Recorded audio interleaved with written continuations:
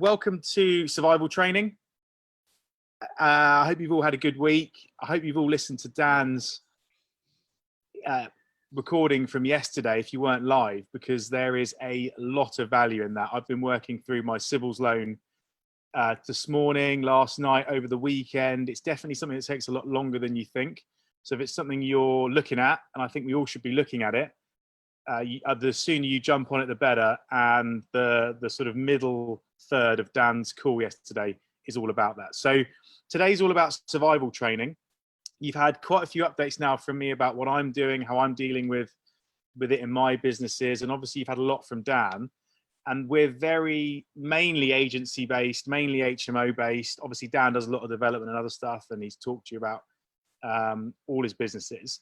But what I thought would be a really good value today is actually just to invite one of our board members on, because we're obviously in the board, we're the WhatsApp group's buzzing like it's never buzzed before. You know, we're all sharing experiences, we're sharing content, we're sharing, you know, relevant things that are going on in our businesses, experiences we've had, outcomes we've had, conversations we've had, what's going on with our team, grants we've got, you know, loans we're applying for, you know, lenders that are approving, lenders aren't, and it's all going on. And we're getting quite a whole picture, whereas we realized maybe you guys are just getting a little bit of what we're up to. So today I've invited Kevin Edge on to, I'm going to ask Kev some questions. We're going to run through what he's been doing over the last few weeks, how he's been dealing with it, and what his plans are. And we think that's going to be obviously to a lot of value, because we know there's a lot of developers in the room, and just generally getting a bit of a different insight. So I'm pretty sure everyone's familiar with Kev, but obviously Kev, you know, first sort of made his name, if you like, in property when he won Deal of the Year a few years back for Civic Construction, a sort of typical refurbishment, management, maintenance company that had been, you know, a builder effectively. They'd been building out for well over a decade.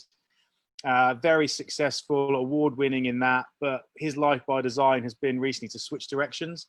So having done that for a long time, Kev is now, you know, he's got some assets behind him, he's been successful, and he's now much more in the developer space. So he's kind of gone from builder and developer to developer, and been very successful in his own right as a developer already. But last year, that success again was publicized when he won, I believe it was Deal of the Year and Developer of the Year for his new business, for an amazing scheme that he's built out. And obviously Kev has been in the board as well for something like 6 years now. So he's a long-term board member and a very good friend of mine, and a very good friend of everyone's in the board, I'd imagine. Perhaps maybe for Josh, but that's a different story.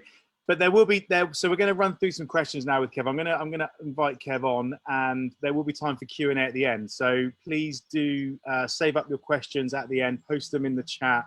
We'll do about a 20-minute sort of interview, if you like, and then we'll have some time for some Q&A. So let's see. So Kev, if you're able to unmute yourself, I can see your lovely face. Yeah, can you hear me? Here it is. How you doing? You all right? Yeah, really good, thanks. Really good. You've got the best backdrop behind you, that's for sure. Well, thank you. I mean, I mean, Anna Marie's, I can see hers. There's a lot of these fake ones going around, but yeah, this is actually real. So that is Lion's Head in Cape Town. Awesome. So I'm standing. I'd like to stand during wherever I can now. We're working on like a standing desk. So yeah, I'm standing on the terrace of where I'm staying. So are you? Well, that's where I am. Where are you right now? Is this the man cave? I'm at home in the cave. Yeah, in the cave, looking out at my garden. Beautiful day. So yeah, great space. Getting good value from it right now. So for you guys probably don't know, Kev actually designed and built his own man cave in his garden. So this is coming into its own now, Kev. It's like your little nuclear bunker, your war bunker. I love it. Yeah, I've got Jim Rowan on the TV in front of me. It's fantastic. Oh, amazing. Brilliant. So it's just this personal development space. I love it. Really good. Cool. Okay. So let me just check. I'm hoping that everyone can see. I'm guessing everyone can see us when we talk. Because I've had a few problems with the video. So just let me know if for some reason, guys, you can't see Kev when he's talking, and I'll try and figure that out. So Kev, we've been talking in the War Rooms about, you know, Dan and I have been sharing our experiences about what we're up to, what we're dealing with, etc. And I think we've broken it down to three things. We say that you've got to have a strategy, You've got to be looking at your finance, and it's all about communication. So they're the three kind of themes that we keep coming back to in our war rooms. And I'm really interested in how your business, or businesses even, has been affected in these different areas. So, you know, first and foremost, what, like taking the big picture, what's your strategy been through this period? And what does it look like after it to try and limit the downside of clearly what's been a very impactful situation? Yeah, so we're in the middle of a development at the moment, coming to the end of 9 houses in Waltham Abbey. That's what we won the awards for. So the timing's not great for that, because we're about to go to market in a couple of months. But hopefully, you know, there's some talk, there's some pent-up demand. So hopefully we're going to get on the market just to realise a pent-up demand. And then we're just like everyone else, trying to understand kind of where the market's going to go over the next, you know, 12, 18 months, 2 years.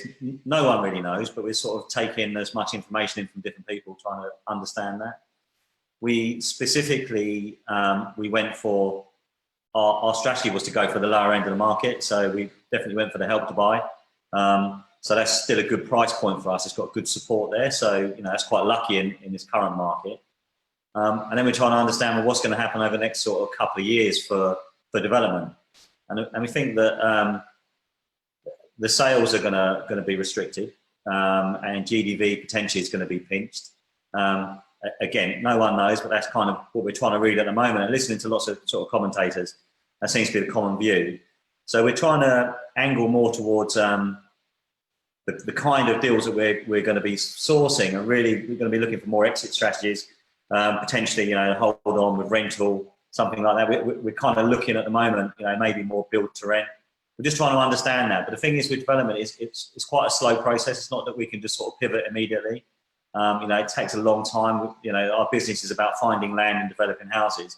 And, you know, it can take sort of 2 or 3 years to realise projects, 3-4 years even. So to pivot quickly is quite difficult. So we're trying to look, okay, we're going to stay where we are at the moment, but 2 years down the road, where do we want to be?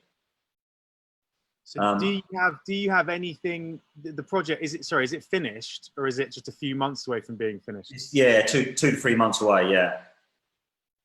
So it's kind of literally, I mean, I don't want to be a doom monger, but if you had to pick up the worst time this could happen, is this pretty much the worst time then? Because you're just about to start marketing. Yeah. Brochures were like design, maybe, I don't know, were they like? Yeah, I mean, look, if challenges are going to make you a man, then coming out the back of this, I'll be a bigger man, right? Yeah, so you know, if we are where we are, and we're going to have to deal with it. You know, I can't change the circumstances. Just got to keep positive and keep moving forward. We'll probably find that GDV is going to get pinched a little bit, but you know, maybe not. You know, our developments, it's in a lovely location. The price point's good. You know, they're Help to Buy, so it's easy for people to get into these houses compared to if we were just over Help to Buy. We also don't know what the government are going to do when we come out the back of this, and there's some commentators talking about how they're going to need to kind of push the market a little bit. They may do some sort of stamp duty holiday or something. We don't know, right? So we keep positive, we keep working, and then we've got to deal with what's in front of us, really. So currently the strategy is to business as usual. It's finished the developments, presumably. You've still got builders on site. You've still got you guys on site. We're not on site at the moment. So we stopped site a couple of weeks ago. I know some people have kept working, but most developers in the country have sort of pulled off. It's really difficult to keep a 2 metre distance on site. You know, I've been going around a few sites when I've been sort of going for my runs and stuff, and I see the builders working. There's none of them are keeping 2 metre distance, and that's fine until something goes wrong, and then you've got claims against you, and I don't want to get into that situation. Fair enough. Okay, so strategy right now is pause, wait till you guys can get back on site, and then see where we are at the towards the summer in terms of, you know, you're still looking to sell, and it's a case of you've accepted that they may come at a discount, but equally that discount may not materialise because of government relief. Is that where we're at? Yeah, exactly. We don't know what's going to happen. But we just make a good product. We offer it to the market, and the market's going to give us what the market's going to give us. We can't really dictate that. But also, when you talk about headline strategies, I mean, our headline strategy for this year, because we're relatively new in the development space. So our headline strategy has been was fatten the goose. So it's all about kind of making the business stronger, you know, building our systems and processes. So in some ways, all right, taking our houses to market, it's not the best timing, but for fatten the goose, this is perfect for us, you know. So there's always a silver lining. So, you know, we're at home, like building our strategies, building our processes, cleaning up. It's been a great time. So yeah, that was going to be my next question. I mean, I was going to ask you, what upsides have you identified? So that seems to me like the obvious upside, you know, an extended winter, chance to work on our business, not in it, because we can't work in it because we've been banned from working in it. Totally, it's fantastic, and I just implore people to make the most of this time. It's such a, you know, potentially the most positive time we can get, you know, if we turn it that way. So I always find for the last few years, winter's never long enough. You know, I'll spend some time with great ambitions, all the stuff I'm going to get done, and never really have enough time to finish it. And right now, I'm just doing stuff that I've wanted to do for years. And it's fantastic. I mean, just decluttering, you know, clearing out files that are just, you know, got bits of paper in from a few years ago that you keep because you're going to need them soon. But then the years go by and you just never get a chance to clean out the stuff from 4, 5, 6 years ago. And I'm embarrassed to say even longer. And just doing that, such a weight off the mind. It's been fantastic. Cleaning up, you know, my computer, the old folders and stuff like that I just don't need. That when you go to find bits of information, you've got old bits of junk in the way and it just takes longer. So taking opportunities, it's so enlivening, really. I'm really enjoying it. So that's been a massive upside.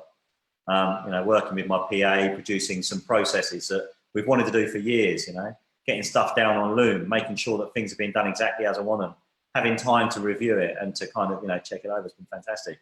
So it's really positive on that side. And then I think coming out of the crisis, we're going to be in a much stronger position to build the business on a solid foundation.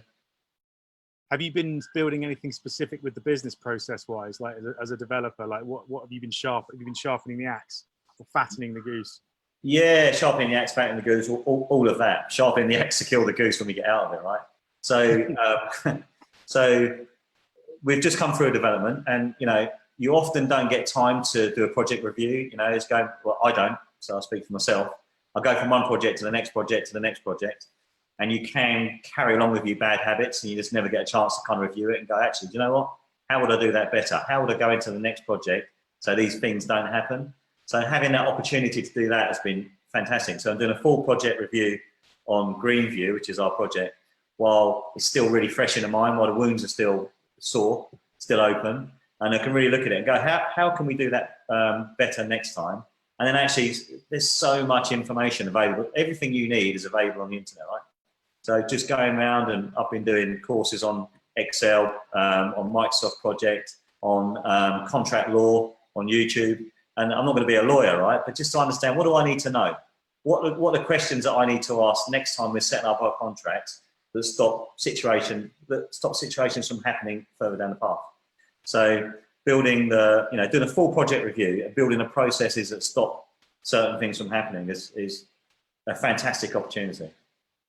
Well, I think thank you for sharing that. I think that's really useful. It's amazing. And it's just for me, it's now, you know, because I've got a lot of overheads, for example, in my business, I just see it as a massive investment. It's a time to invest. And I was saying on my survival train last week, you know, this is winter. What you sow in spring is what you reap in the fall. You know, it's using and the saying is, you want to reap in the fall, not weep in the fall. Right? Yeah, right. Because so all these seeds we can sow now, they're going to come back to us. Well, you know, when it all comes back to us, it will come back to us. It feels like an investment or a cost now, in time, in money, in both. But it's not even, you know, it's not even like costing a lot of money, because you know, I'm doing a lot of the stuff I'm doing myself. I've got my PA working still, so she's doing some stuff for me as well. So in terms of the cost, it's not huge at all, but the value is huge. You know, I can't underestimate or overestimate the value that's being created for the next projects going forward. The value for the projects and the value for my life, because the business can get so noisy and you get called to do similar things all the time. Well, let's actually stop them from happening. You know, we don't really get building the processes is great, but we don't always get the time to build them and to fine tune them. We never get as much time as we want. And actually, we've just been gifted that right now, and just really take that opportunity. I've been working really hard on that, and it's so valuable. And I'm really excited to get back out and put these things into play. sounds like you're actually building the process, but then using the eliminate, automate, delegate steps. So it's like actually you are taking things off your plate for the first time. Totally, yeah, it's fantastic. I'm excited. Good. All right, cool. Well, moving on from that then, in terms of finance, I mean, what have you guys benefited from anything from the government? Are you looking to do anything? Have you had any have you got financial, have you got stakeholders, investors? If you give us an insight as to what's going on with finance, it'd be really great. So we have an investor we've just started working with. They were about to invest in future projects, but they've just been put on hold at the moment. And in terms of the bank support, I've been looking for to apply for the CBILS loans, and I was quite quick out the door, and I went to Barclays quite early on to make an application. And the first one got rejected because they said we were a property company, although technically we're not, because we're a trading company because we're doing the construction work. So I had to go back and explain that. But the first one got rejected, but on the day that Rishi then come out and clarified the fact that property companies are allowed to apply for this. So then we've had to go back in, which is just a bit of a pain. But we should hear about that in the next sort of couple of days. So hopefully we'll get some government support. In terms of that will get us through this spell. We don't have a lot of overheads really. So we've outsourced a lot of our work. A lot of our work is like contractors. So there's no work going on site at the moment really. We have one guy going down who's just doing a bit of security, doing a bit of cleaning up and stuff like that. So the costs are quite minimal at the moment. But I think that we'll get the CBILS support hopefully this week from Barclays. Well done for getting out the gates. So I think, the message from us is you must get out the gates early, because something like 60% of businesses are going to apply for this loan, if not more. So you need to be at the top of the queue.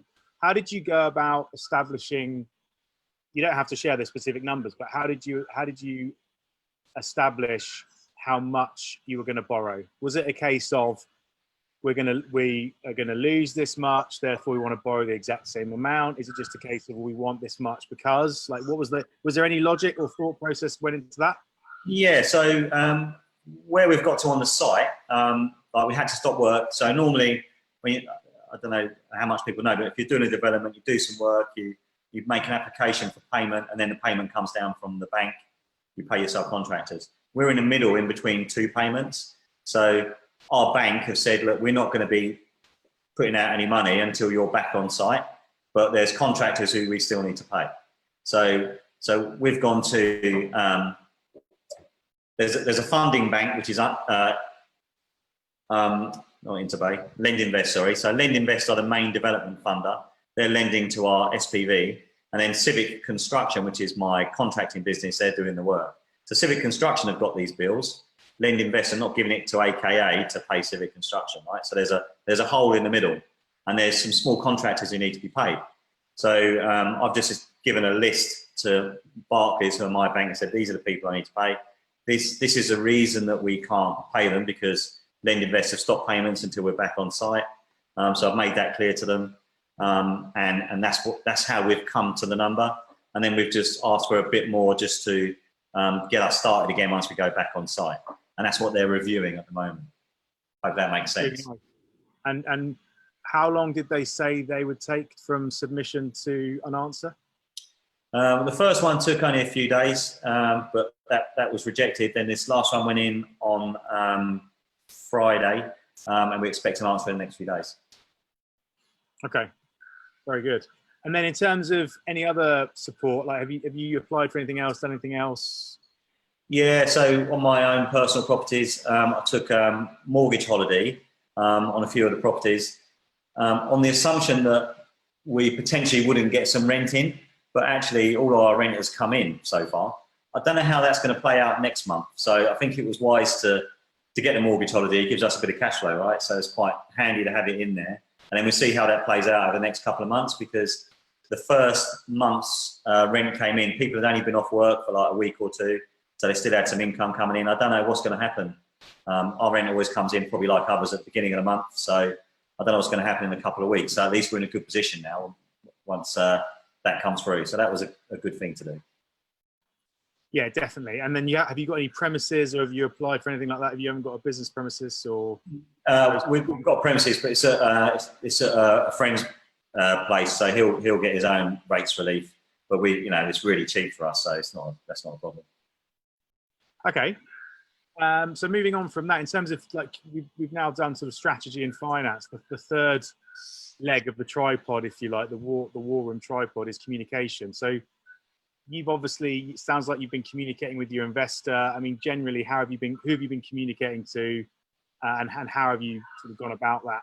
I found the communication really good, actually. So the good thing is everyone's in the same situation, if that's a good thing. So we're all in it together. So if there's been any suppliers that have got to wait a bit to be paid, just run them up straight away. So look, this is a situation. Obviously, we're stopped working.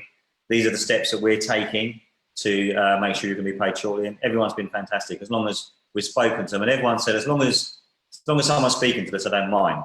They're working with other people who are avoiding them, and that's really difficult for them. They don't know where they are. So I think the best advice is just to get on, and everyone's human. And I found without exception that every supplier we've spoken to, if I said that you may get your payment a couple of weeks later, they've all been completely fine. I think some of the subcontractors, it's difficult because they want to get back to work. And it's really difficult for them to be able to work on site because they can't be 2 meters apart. So I just had to explain to them that until we can get further guidance from the government, we can't get you back on, and that's going to get progressively more difficult. For the first sort of couple of weeks, it wasn't too bad for people, but obviously people have got their bills are going to be mounting up. So we're just going to play it by ear over the next sort of week or two about when we can get our site going again. And just communicate with the subcontractors and let them know that some of the controls are out of our hands at the moment, but we're doing what we can to get them back on site, and that we are taking it seriously. So I just think open communication is just so important, and it keeps people on side. Yeah, thanks for sharing that. I think I've heard of people going like one person per floor and stuff like that. One person per room. Yeah. In HMOs, and just that's your room. You do that. I mean, it doesn't always maybe work in practice, but it's at least a guidance. Yeah, sure. It's not really going to work for us. What a shame. Yeah. What a shame. I feel for those guys. They live hand to mouth. They haven't really had the support. The support's not coming yet. And, work stops, their income stops. I really do feel for those. Yeah.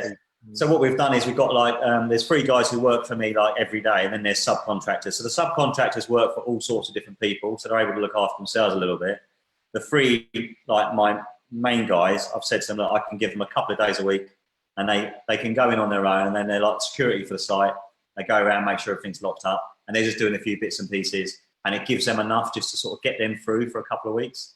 They can pay their bills, they can afford to eat. It kind of helps a little bit. But it just means one person's on site, and it just helps them out. Very good. So in terms of well-being, obviously we're all cooped up. Our daily routines are totally changed, sort of on their head. What are you doing to stay, we're looking at fitness from 2 aspects, mental and physical. What are you doing mentally and physically to stay fit during lockdown? I think the most important thing I heard, I was reading a friend of mine put on Facebook, he said the first couple of weeks he was treating it a bit like Christmas, and going to bed late and getting up late, and it was all good fun. But that tends not to make you particularly productive or particularly happy, and kind of mood follows movement, right? So you need to get yourself moving. So I've pretty much all the way through, I think, kept my discipline. So I like to get up early anyway. I love the mornings, so I love getting out in the garden first thing in the morning, have my coffee. I get up and do my meditation.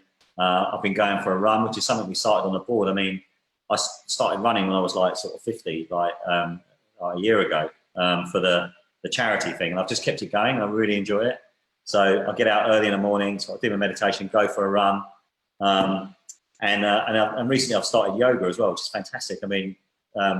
YouTube's amazing, right? There's this yoga I do with Adrienne. It's great. It's got all these free YouTube videos. So I do my meditation, do a run, do my yoga, and I'm set for the day. It's great. Keep drinking lots of water. Keep good routines through the day. So have my breakfast at the same time, do some work, have a little break in the garden, do some more work, have my lunch, do some more work, have a little break again and do some work and sort of try and finish at a reasonable time. But I've kept myself pretty disciplined, and I think that sort of keeps you sane. But definitely getting outside, you've got to get out, do your steps or run, whatever you want to do. But getting outside and doing some exercise is so important. For me personally, doing it first thing in the morning just kind of gets you set for the day. So I would recommend to keep that up for sure. Absolutely textbook, Kev. Textbook. And I know you're very disciplined, but I mean, you're in great shape. You got in great shape when you did the run and the RNC cut, and you've kept it. Those habits, those routines, those structures, they're so important, aren't they? When in your day you do what?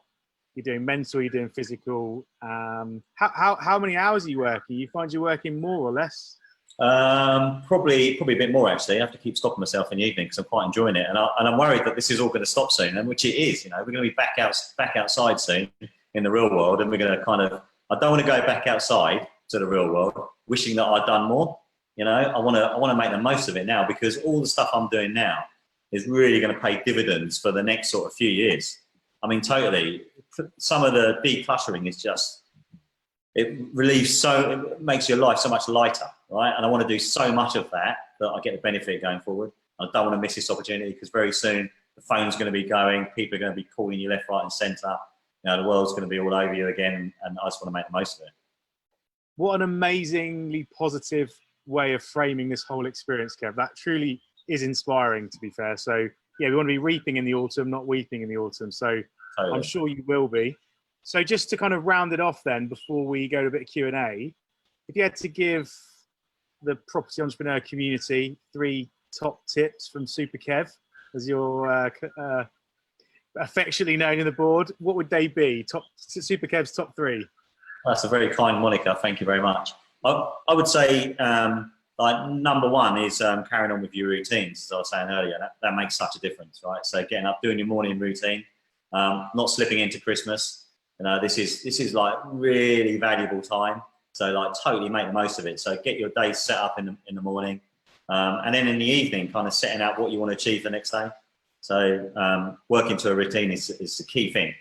I think secondly, as I've alluded to like a number of times, is decluttering. So I think like physically, like I've just cleaned out so many folders and stuff, bits of paper, which is just clutter, which in truth, I've been through so many times and I'm trying to find something else.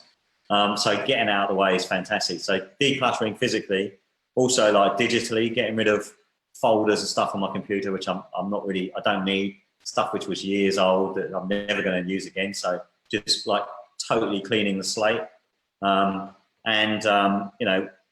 with like clearing your mind out with your journal.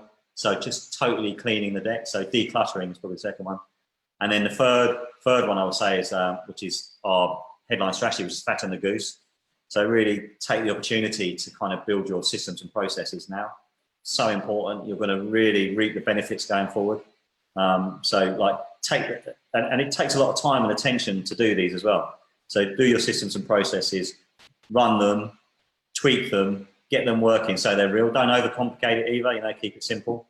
But get them in place now. Brilliant, sounds good. So we've got routine, declutter, and fatten the goose. Invest for winter, ready for autumn. Amazing, brilliant. Thanks for that, Kev. Very insightful. We've had lots of questions. So guys, if guys and girls, if you want to post any questions, then please do. So I'm just laughing at sort of Rachel's comment. She's saying, "Don't think you have young kids around, do you, Kev?" Not in the man cave. That's a bonus. Yeah, not in the man cave. No kids out in the man cave. No. So Mo asked a question. I don't know if you can answer this, Kev, about the Sybils. Is Sybils available? Obviously, we know it's available to property development companies. Is it available by what you know to property holding companies? I don't know, to be honest. I don't think it is. I think it needs to be a trading property business. That's what I understand. The difficult thing is because it's all quite new, a lot of the banks don't even understand it. So like Rishi Sunak is putting these instructions out, and obviously, I think he's doing a fantastic job. But it's happening so quick and on such a huge scale it's difficult to put this into practice. So even talking to the banks initially, they didn't really understand it. My relationship manager was saying that the head of Barclays business stepped down like within a week because he'd made so many mistakes. So it's really complicated. So as I understand it, you need to be a trading business. That's what I understand. And the reason that initially we didn't get the funding was because they saw us as an investment company, but actually we're a contractor as well. So I've gone under that label now. So, I mean, I would suggest that the best thing to do is to speak to, if you've got a relationship manager, try and speak to them directly. If not, try and get hold of a relationship manager. So I've had one for years, and he can then kind of talk you through it a bit. But even they don't understand it 100%. Yeah, challenging times. But yeah, the overriding advice is, even if you have to stay on the phone for 8 hours, get on the phone and speak to someone. Yeah, so, totally. We've got a question from Leo. So Leo is asking, how are you managing your existing development finance? So either is it bridging or private? I think you mentioned you've gone for land invest. Bearing in mind it's on hold now. So how are you managing? And is there any other finance you're having to manage? It's only Lend Invest. That's the only lender. I spoke. So what I did was, as soon as we had to stop working, I got on the phone to them straight away. They've just said, look, obviously they understand the situation. Our loan runs out in August. So at that point, we've either sold all the properties, which obviously we won't have done now, or we need to go on to another product, which is like an exit product. So I spoke to them straight away, and they just said that they understand that developments are going to go on a bit longer, and they're going to work with all developers on that, basically. We're in a quite a good situation because we're nearly completed anyway. And we'll probably get like an extra month or something before we go on to the new product. But they've been been pretty understanding. Very good. All right, thanks for that. So that's great. Turns out Veer also enjoys yoga with Adrienne. So you're not alone. I need to check this out because I do yoga probably 5 days a week as well. So I need to obviously get on this. So Andy's commented on your last question, thinking the company has to have an element of trading. So yeah, I think that's probably about right. Sounds about right. So Stuart Bartlett said, thanks, Kev. It's been really interesting hearing your insight. Can you talk about your first project? How did you get into development? How did you source it? And any tips on sourcing developments? Do you have criteria on sites, for example, the number of units, GDV and margin? And I share a sentiment with Stuart. When you're getting into development, you really know nothing. You and I have had lots of chats about development. You helped me out. Yeah. Can you point me in the direction as a beginner? Where'd you start? Yeah, sure. I mean, I was a builder anyway, so I was already in the industry. The first development we ever did was for an investor. So some guy just turned up and said, we were building extensions, and he said, look, I've got 2 houses. Do you want to build them? I said, yeah, great. So in I went in at the deep end, but it was on someone else's coin, so it made it a bit easier. Did the first development with this investor. And then I said, have you got any more? And he said, no. I said, well, if I find any, will you go 50-50 with me? And he said, yeah. So just ask a question from people I found my first development through it was just a single house. That was through an estate agent. So I did a couple like that, first of all, single houses, kind of learned my stripes. And then I started training with Paul Hicks. And we did the land finding training. So that's how you find the deals, basically. It's through land finding. Then recently, I mean, this is obviously fast forwarding quite a lot. Recently, I've set up a new business called Fountain Hill Land and Planning. And I work with another couple of guys as well. They do all the land finding. So it's just basically following the principles of Paul Hicks and just finding small plots of land, looking for planning angles. It's a lot of work. So, you'll see a development come. We did the 9 houses, but that took probably sort of 2 years to get that to site. Well, no, actually, that's not true. That was probably just over a year. That was actually quite an easy one. But often they're sort of like 2 years, maybe 3 years, from sending out letters, first of all, to start building the relationship and then designing a scheme and taking it through planning. Planning is probably the hardest thing. So it's just a relentless battle through planning, and you're learning and learning and learning as you go through, and you've got to know more than the planners, and you've got to keep pushing and pushing and pushing. So I think training, Paul Higgs for me is like the top guy in the industry, bar none, and is, you know, a great guy. I learned so much from him. I owe everything to him. In terms of what do we look for? We're looking for sites under sort of 9 houses and under, because in the areas that we're looking at, we don't need the affordable housing. As soon as you need to put affordable housing on, which is usually when you go over 10 houses, depending on the area, then that really changes the dynamics of the site, and, you know, it gets quite expensive. So we look for 9 houses and under, because we don't get them. We don't have to put the affordable housing on. In terms of profitability, I mean, we're looking to get around sort of 40% if we can on GDV, but that's not always achievable. I mean, that's the margin we want to get. Often it will be, you know, in the 30s. Really useful, Kev. Thanks for sharing that. It's funny you should mention Paul Higgs, because I know we're talking to him about coming on potentially and also doing an interview. So he will follow in your footsteps potentially, hopefully. So yeah, guys, stay tuned for that. But I've met Paul. I know he's well respected in the industry. He's got a very successful training business doing it. So yeah, he's definitely ticks the credibility box for me. Yeah, anyway. I'm happy to chat to anyone, you know, outside of this, anyone in our community, if they want to talk about development stuff. That's no problem. That's a very kind offer, Kev. I would be taking him up on that, ladies and gents, if you're thinking about getting into development, you know, because there is so much to learn. And like Kev's done, you've got to get mentors, you've got to get people who've been there, done it, because you'll speed up your progress like with everything. I'll tell you what's interesting is actually you learn the most by teaching as well.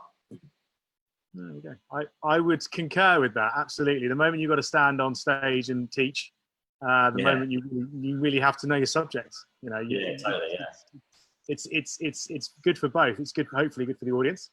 Not always the case when I'm speaking, but also good for the teacher, right? Because it's double whammy. Brilliant. So I think we've just had some thanks. Yeah, everyone's very appreciative. Thanks very much. Yeah. So what's the best way to get hold of you, Kev, for that offer for Stu if he wants to reach out to you? Yeah, Facebook's good. Yeah, you can message me through there. Wicked. Great. All right. Well, I'll let you get back to your man cave. Good luck during the war. Thank you for your insight, Kev. It's been a great honor having you, and thanks everyone for joining. It's been really fantastic. Enjoy the rest of your Wednesday. We'll be back online on Friday at 11 a.m. same time for some more content for the Property Entrepreneur Blueprint. See you later, guys. Cheers, Kev. Cheers, guys. See you. Thanks.